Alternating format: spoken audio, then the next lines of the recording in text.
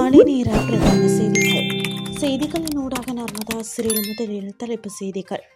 இன்று முதல் ஆஸ்வசமா பணத்தை எடுக்கலாம், வாகன ஓட்டிகளை உசார், வெளியான உத்தியோகபூர்வ காவல்துறை எச்சரிக்கை. அமெரிக்கா ஈரானும் போர் நிறுத்த விவகாரத்தில் தீர்க்கப்படாத முட்டுக்கட்டை.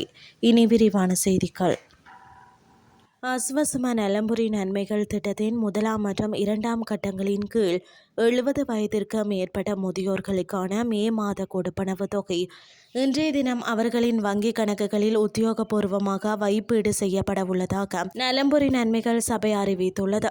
இதற்கமைய தமக்குரிய கொடுப்பனவுகளை பயனாளிகள் இன்றைய தினம் முதல் தங்களது ஆஸ்வசம வங்கிக் கணக்குகளின் ஊடாக நேரடியாக பெற்றுக்கொள்ள முடியும் என அறிவிக்கப்பட்டுள்ளது.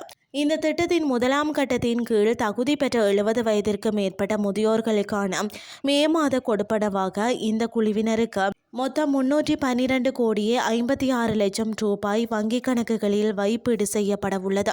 அதேவேளை இரண்டாம் கட்டத்தின் கீழ் புதிதாக உள்வாங்கப்பட்டுள்ள 70 வயதிற்கு மேற்பட்ட 73,663 முதியோர்களுக்கான மே மாத கொடுப்பனவாக 36 கோடியே 83 லட்சத்தி 15,000 ரூபாய் அவர்களின் வங்கிக் கணக்குகளில் வைப்பீடு செய்யப்பட உள்ளதாக நலம்புரி நன்மைகள் சபை மேலும் விவரித்துள்ளது. இதன் மூலம் நாடளாவிய ரீதியில் உள்ள பல்லாயிரக்கணக்கான முதியோர்கள் இன்றைய தினம் முதல் தங்களது கொடுப்பனவுகளை பெற்றுக்கொள்ளவுள்ளனர். சிசிடிவி கேமராக்கள் மூலம் கண்டறியப்பட்ட போக்குவரத்து விதிமீறல்களுக்காக அபராதம் விதிப்பது போன்று போலியான குறுஞ்செய்திகள் மற்றும் வாட்ஸ்அப் செய்திகளை அனுப்பி முன்னெடுக்கப்படும் மோசடி குறித்து காவல்துறை பொதுமக்களுக்கு எச்சரிக்கை விடுத்துள்ளது. காவல்துறை ஊடக பிரிவு வெளியிட்டுள்ள அறிக்கையில் இந்த செய்திகள் போலியான தொலைபேசி எண்களிலிருந்து அனுப்பப்படுவதுடன் அவை இலங்கை காவல்துறையினரால் அனுப்பப்பட்டது போன்ற தோற்றத்தில் வடிவமைக்கப்பட்டுள்ளதாகவும் தெரிவிக்கப்பட்டுள்ளது. காவல்துறையின் கூற்றுப்படி இந்த செய்திகளை பெறுபவர்கள் ஒரு மோசடி இணையதளத்திற்கு வழிநடத்தப்பட்டு அங்கு போக்குவரத்து விதிமீறல்களுக்கான அபராத பணத்தை செலுத்துமாறு கோரப்படுகின்றனர். பொதுமக்கள் ஏமாற்றும் நோக்கில் அதிகாரப்பூர்வ கோப்பை கட்டண தளத்தை ஒத்ததாக இந்த போலி இணையதளம் வடிவமைக்கப்பட்டுள்ளதாக காவல்துறை குறிப்பிட்டுள்ளது. இதன்போது குறித்த இணையதளத்தை அணுகி பணத்தை செலுத்த முயற்சிப்பவர்களின் கடன் அட்டை விபரங்கள் உள்ளிட்ட ரகசிய தகவல்கள் மோசடிக்காரர்களால் திருடப்படும் அபாயம் உள்ளதாக அதிகாரிகள் மேலும் எச்சரித்துள்ளனர். எனவே SMS அல்லது வாட்ஸ்அப் மூலம் வரும் சந்தேகத்திற்கு இடமான இணைப்புகளை கிளிக் செய்ய வேண்டாம் என்றும் இவ்வாறான செய்திகள் குறித்து அவதானத்துடன் இருக்குமாறும் காவல்துறை ஊடக பிரிவு பொதுமக்களை கேட்டுக்கொண்டுள்ளது.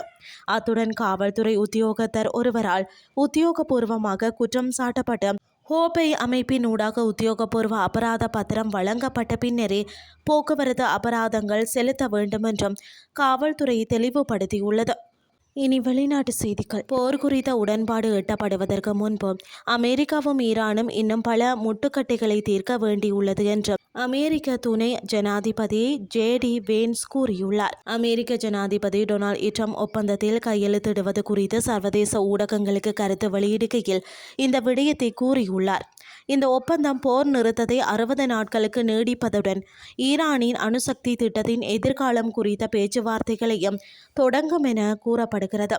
ட்ரம்ப் மற்றும் ஈரான் தலைமையின் ஒப்புதலுக்கு உட்பட்டு இரு நாடுகளும் ஒரு ஒப்பந்தத்திற்கான கட்டமைப்பை ஒப்புக்கொண்டுள்ளதாக அமெரிக்க அதிகாரிகள் முன்னதாக தெரிவித்தனர். ஆனால் அந்த ஒப்பந்தம் இறுதி செய்யப்படவோ அல்லது உறுதிப்படுத்தவோ இல்லை என்றும் ஈரானின் செய்தி நிறுவனம் தெரிவித்துள்ளது. மேலும் பேசிய வேன்ஸ், பேச்சுவார்த்தையாளர்கள் வளமூட்டல் கேள்வி உட்பட சில மொழி சார்ந்த விடயங்களில் முன்னும் பின்னுமாக பேசிக் கொண்டிருக்கின்றது. நாங்கள் இன்னும் அந்த நிலையை அடையவில்லை, ஆனால் மிக அருகில் இருக்கிறோம்.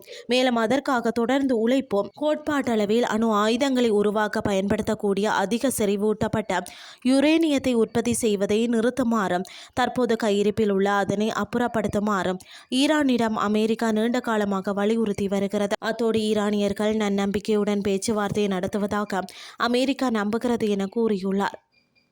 இத்துடன் செய்திகள் யாவும் நிறைவடைகின்றது. அடுத்த இரவு 8:30 எதிர்பாருங்கள். நன்றி.